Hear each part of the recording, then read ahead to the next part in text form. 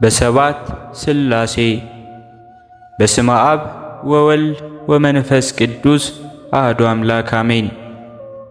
በሰባት ቀን ቅድስት ሥላሴ አብ ወልድ መንፈስ ቅዱስ በአንድነታቸው በሰናዖር ታላቁን ሕንፃ የናዱበት ቀን ነው። ታሪኩም እንዲህ ነው። አሕዛብ ከጥፋት ውሃ በኋላ በምድር ላይ ተከፋፈሉ። ከምስራቅ ተነስተው ሄዱ። በሰናዖር ምድር አንድ ሜዳ አገኙ። እርስ በእርሳቸውም ኑ ሕንፃ እንስራ፣ ስማችን በምድር ላይ እናስጠራው ተባባሉ።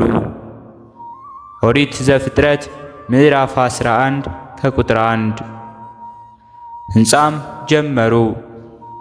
ብዙ ዓመታት ሰርተው ወደ ሰማይ አቀረቡት። በፀሐይም አብስለው ምግብ በሉ ይላል። ከዚህም በኋላ ሰይጣን በልባቸው አደረና ኑ ሥላሴን በጦር እንውጋቸው ተባባሉ። ጦርን ወደ ሰማይ መወርወር ጀመሩ።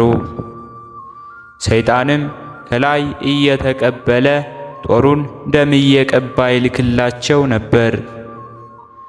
እነርሱም አሁን አብን ወጋ ነው፣ አሁን ደግሞ ወልድን ወጋ ነው፣ አሁን መንፈስ ቅዱስን ወጋ ነው እያሉ መላልሰው ጦራቸውን ወረወሩ።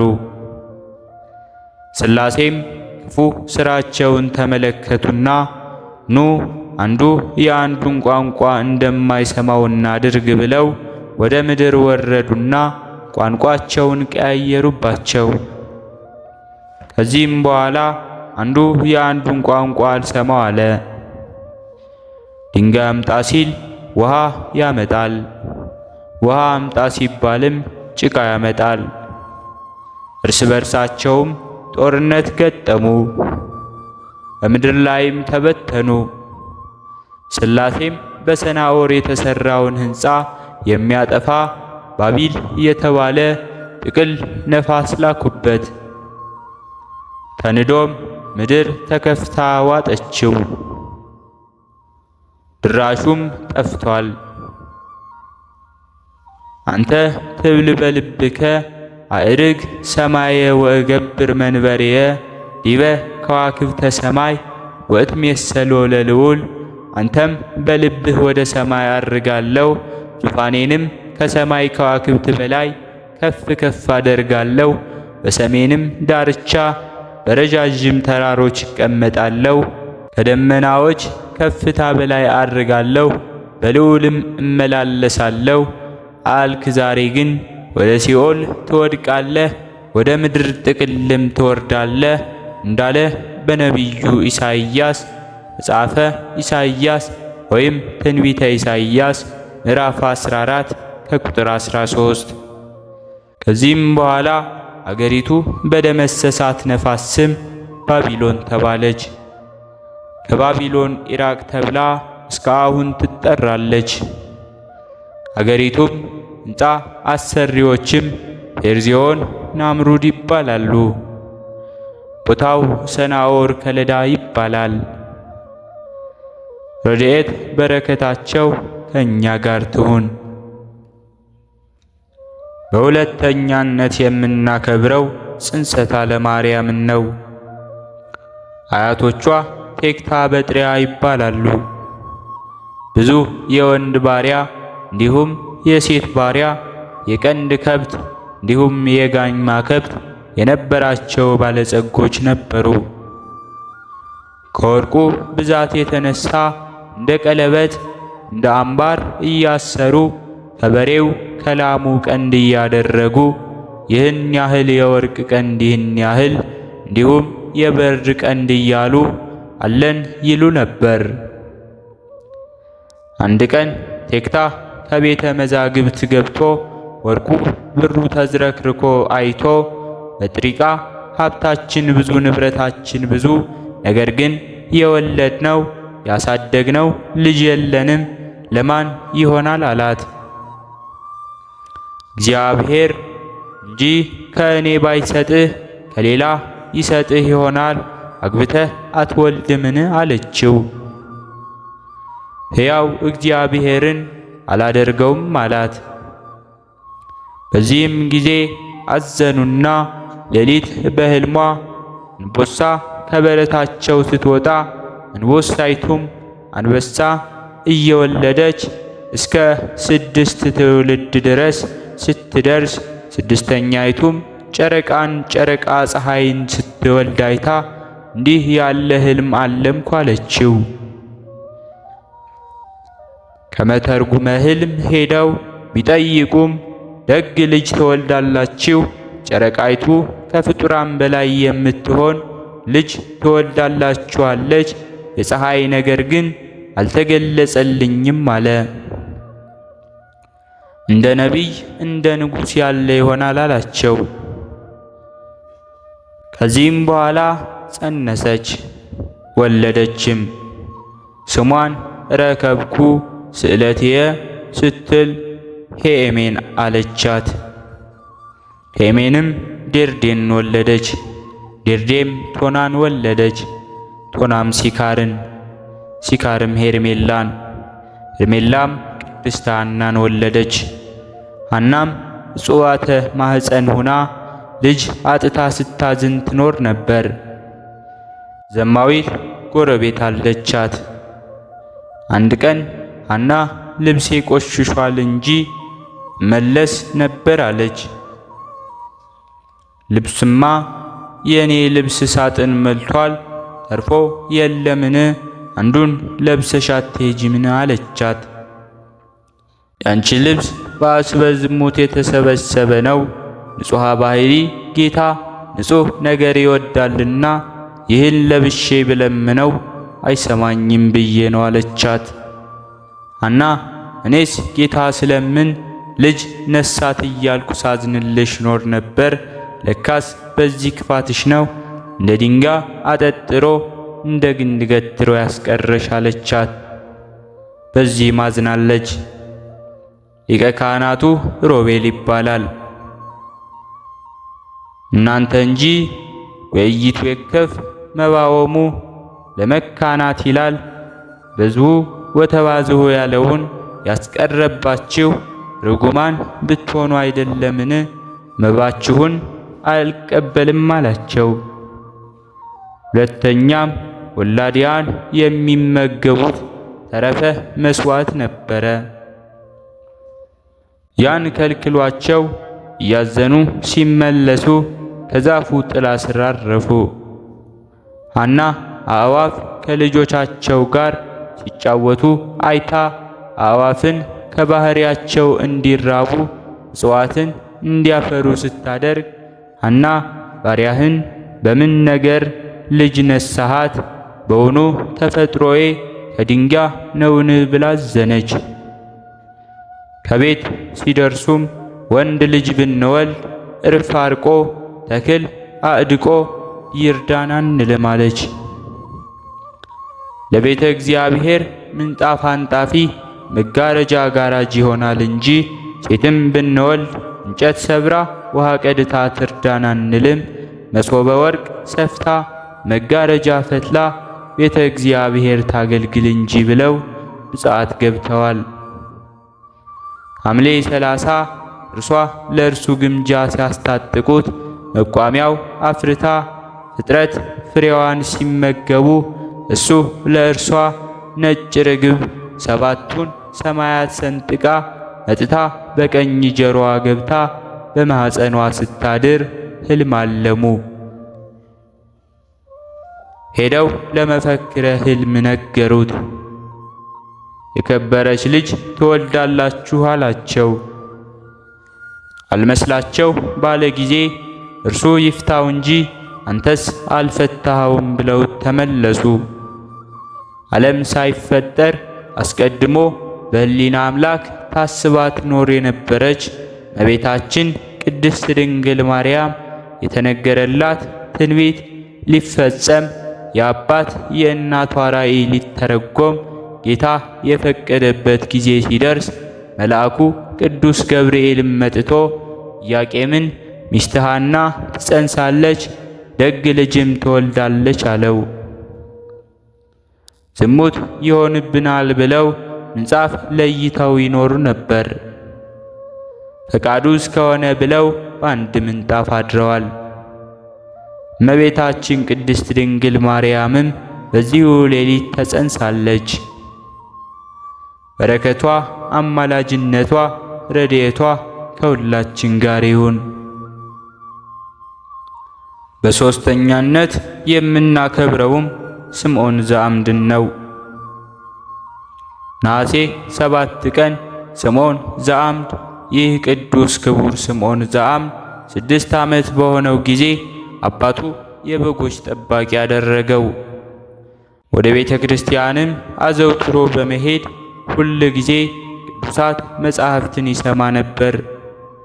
የእግዚአብሔር መንፈስ አነሳስቶት የዓለም አላፊ ጠፊ መሆኑ ታይቶት ወደ አንድ ገዳም ሄዶ መነኮሰ። ዓለሙኒ ኃላፊ ንብረቱኒ ኃላፊ እስመ ኩሉ ኃላፊ ውእቱ እንዳለ ቅዱስ ጳውሎስ ብዙ ዘመናትም በገል ተጠምዶ ሲጋደልና ሰውነቱን ሲያደክም ኖረ። ከዚህም በኋላ ሥጋውን አሰልስሎ እስኪገባ ድረስ በወገቡ ላይ ገመዱን አሰረ። ሥጋውም ተልቶ ከእርሱ ክፉ ሽታ ይወጣ ነበር። ስለ ክፉ ሽታውም መነኮሳቱ አዘኑ፣ ተጸየፉትም። ወደ አበምኔቱም ተሰብስበው ይህን መነኩስ ስምዖንን ከእኛ ዘንድ ካላወጣኸው አንተን ትተን ወደ ሌላ እንሄዳለን አሉት። እርሱም ምን አደረገ አላቸው። እነርሱም ጥራውና አንተ ራስህ እያሉት ጠራውና መጥቶ በፊቱ በቆመ ጊዜ ደም ከመግል ጋራ በእግሮቹ ላይ ሲፈስ አየ። አበምኔቱም እጅግ አስጨነቀው። ልብሶቹንም ገልጦ በሥጋው የገባውን ያንን ገመድ አየ። አበምኔቱም በእርሱ ላይ ተቆጥቶ ይህንን ታደርግ ዘንድ እንዴት ደፈርክ አለው። በታላቅ ድካምም ያንን ገመድ ከሥጋው አወጡት። ቁስሉም እስከሚድን መድኃኒት እያደረጉለት ለ50 ቀናቶች ያህል ኖረ። ከዚህም በኋላ አበምኔቱ እንዲህ አለው፣ ልጄ ስምዖን ሆይ እንግዲህስ ወደ ፈለግከው ቦታ ሂድ አለው። ከዚያም ወጥቶ ሄዶ በደረቅ ጉድጓድ ውስጥ ገብቶ ከእባቦችና ከጊንጦች ጋር ብዙ ዘመን ኖረ።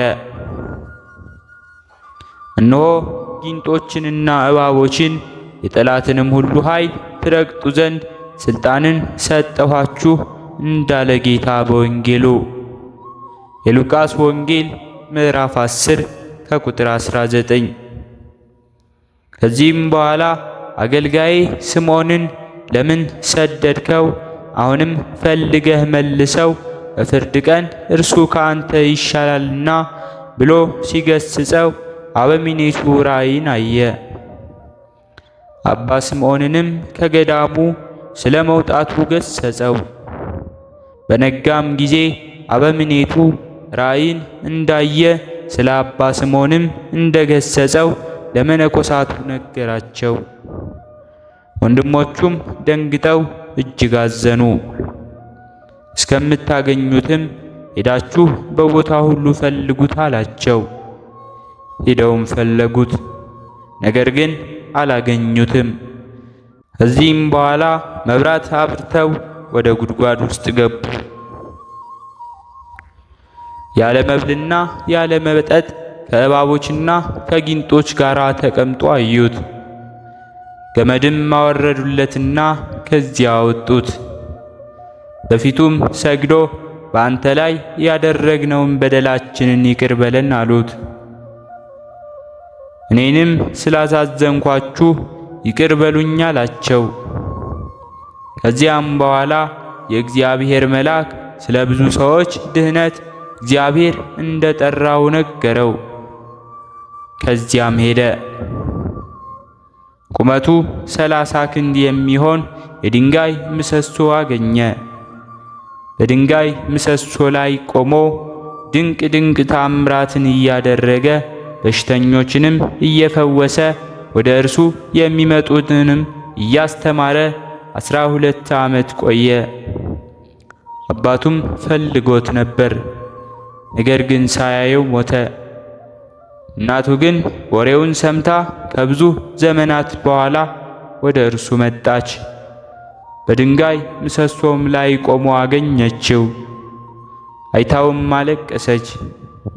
ከድንጋይ ምሰሶም በታች ተኛች። ቅዱስ ስምዖንም ጌታችን በጎ ነገር ያደረገላት ዘንድ ከእርሷ ስለ እርሷ ለመነ። ያን ጊዜም እንደ ተኛች አረፈችና በድንጋዩ ምሰሶ በታች ቀበሯት። ሰይጣንም በእርሱ ላይ ቀንቶ እግሩን መታው። ከእግሩም ትል እየወጣ በአንዲት እግሩ ብዙ ዓመት ኖረ። ከዚህም በኋላ በጸሎቱ በገድሉም የማያልፍ ሰማያዊ ሕይወትን ወረሰ። ወደ እርሱም ስለሚመጡ ብዙ ሕዝቦች ውሃ ጥማት እንዳያስጨንቃቸው ወደ እግዚአብሔር ለምኖ ከድንጋይ ምሰሶ በታች ውሃውን አፈለቀላቸው። ዳግመኛም ወደ ሌላ ምሰሶ ተዛወረ። በእርሱም ላይ እየተጋደለ 30 ዓመትን ኖረ። ከዚህም የተነሳ ስምዖን ዘአምድ ተባለ። ብዙዎች አረማውያንና ከሃዲያንን አስተምሮ ወደ ፈጣሪያቸው መልሷል። በኋላ ክብር ይግባውና ወደ ወደደው ክርስቶስ ሄደ። በሰላምም አርፎ የዘላለም ሕይወትን ወረሰ። ከዚህም በኋላ የአንጾኪያ ሊቀ ጳጳሳት ቅዱስ አባ ስምዖን እንዳረፈ በሰማ ጊዜ ካህናትን፣ ዲያቆናትንና የሀገርን መኳንንቶች ከእርሱ ጋር ይዞ የቅዱስ አባ ስምዖን ሥጋ ወዳለበት ደረሰ። በታላቅ ክብርም ተሸክመው እየዘመሩና እያመሰገኑ ወደ እስክንድሪያ አድርሰው በቤተ ክርስቲያን ውስጥ አኖሩት።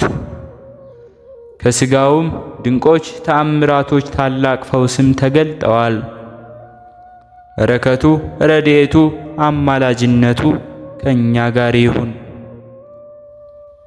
ሕሊናችን በማሰባሰብ አባታችን ሆይ እንበል። አባታችን ሆይ በሰማያት የምትኖር፣ ስምህ ይቀደስ፣ መንግሥትህ ትምጣ፣ ፈቃድህ በሰማይ እንደሆነች እንዲሁም በምድር ላይ ትሁን። የዕለት እንጀራችንን ስጠን ዛሬ፣ በደላችንንም ይቅር በለን እኛም የበደልነውን ይቅር እንደምንል፣ አቤቱ ወደ ፈተናም አታግባን ከክፉ ሁሉ አድነን እንጂ መንግሥት ያንተ ናትና ኃይል፣ ክብር፣ ምስጋና ለዘላለሙ አሜን። እመቤታችን ቅድስት ድንግል ማርያም ሆይ በመልአኩ በቅዱስ ገብርኤል ሰላምታ ሰላም እንልሻለን። በሐሳብሽ ድንግል ነሽ፣ በሥጋሽም ድንግል ነሽ። አሸናፊ እግዚአብሔር እናት ሆይ ሰላምታ ላንቺ ይገባሻል። ከሴቶች ሁሉ ተለይተሽ አንቺ የተባረክሽ ነሽ፣ የማኅፀንሽን ፍሬ የተባረከ ነው። ጸጋን የተመላሽ ቅድስት ሆይ ደስ ይበልሽ፣ ልዑል እግዚአብሔር ካንቺ ጋር ነውና ከተወደደው ልጅሽ ከጌታችን ከመድኃኒታችን ከኢየሱስ ክርስቶስ ዘንድ ይቅርታውንና ምሕረቱን ለምኝልን ኃጢአታችንንም ያሰርይልን ዘንድ ለዘላለሙ አሜን። ስለነበረን ጊዜ ሁሉ የአምላካችን የልዑል እግዚአብሔር ስሙ ዛሬም ዘወትርም የተመሰገነ ይሁን። አነሳስቶ ላስጀመረን አስጀምሮ ላስፈጸመን ለልዑል እግዚአብሔር ምስጋና ይሁን። ውድ የሃይማኖት ሚዲያ ተከታታዮች ከዚህ በላይ እንድንሰራ አገልግሎቱ በሰፊው ይሰጥ ዘንድ በሀገር ውስጥም በሀገር ውጭም ያላችሁ ይህንን መንፈሳዊ ቻናል ላይክ፣ ሰብስክራይብ፣ ሼር በማድረግ ድጋፋችሁን ታሳዩን ዘንድ በትህትና እንጠይቃለን። ያላችሁን ሐሳብ አስተያየት በኮሜንታችን ስር ላይ አስቀምጡልን። ወስብሐት ለእግዚአብሔር ወለወላዲቱ ድንግል ወለመስቀሉ ክቡር። ይቆየን።